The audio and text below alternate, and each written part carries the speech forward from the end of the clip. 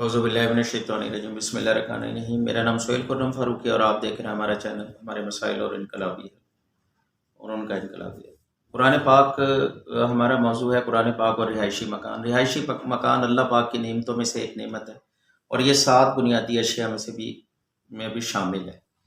تو اللہ پاک نے مختلف قوموں کو مختلف ہنر سکھائے اور اس میں مکان بنانا بھی سکھایا، جو کبھی پہاڑوں میں تراش کے ہوتا ہے، کبھی دوسرا ہوتا ہے۔ تو اسی طرح قرآن پاک کی سورہ نحل کی آیت نمبر 80 میں اللہ پاک فرماتے ہیں، اور خدا ہی نے تمہارے لیے گھروں کو رہنے کی جگہ بنایا اور اس نے چوپایوں کی خالوں سے تمہارے لیے ڈیرے بنائے، جو کہ تم سبق دیکھ کر سفر اور حضر پہ کام میں لاتے ہو، اور ان کو اون اور پشم اور بالوں سے تم اسباب اور برتنے کی چیزیں بناتے ہو جو مدت تک کام دیتی ہیں۔ رہائش کا جیسے کہ آپ کو معلوم ہے کہ انتہائی ایک نعمتوں میں سے ایک نعمت ہے اللہ پاک کی۔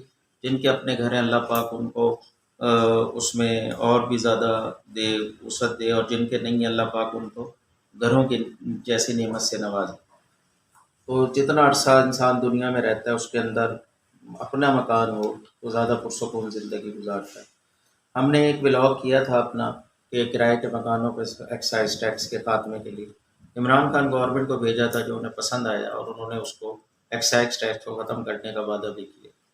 تو ایکسائز جو ٹیکس تھا کرائے کے مکانوں پہ تھا، ادھر گورنمنٹ ہمیں تقریباً 1 کروڑ گھر ہر سال چاہیے ہوتے ہیں، اور لوگ کرائے پہ گھر اپنے بنا کے دیتے ہیں، تو وہ تھوڑے عرصے کے بعد ڈی ویلیو بھی ہو جاتے ہیں۔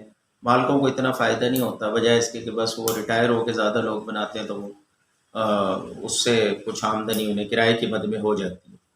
تو بہرحال ہمارا یہ ولاگ منظور کیا، ہم حکومت کا اس وقت کی حکومت کا شکریہ ادا کرتے ہیں، اور یہ ایکسائز ٹیکس ختم ہوا۔ میرا چینل پسند آیا اور لائک کریں، سبسکرائب کریں، شیئر کریں۔ اللہ حافظ۔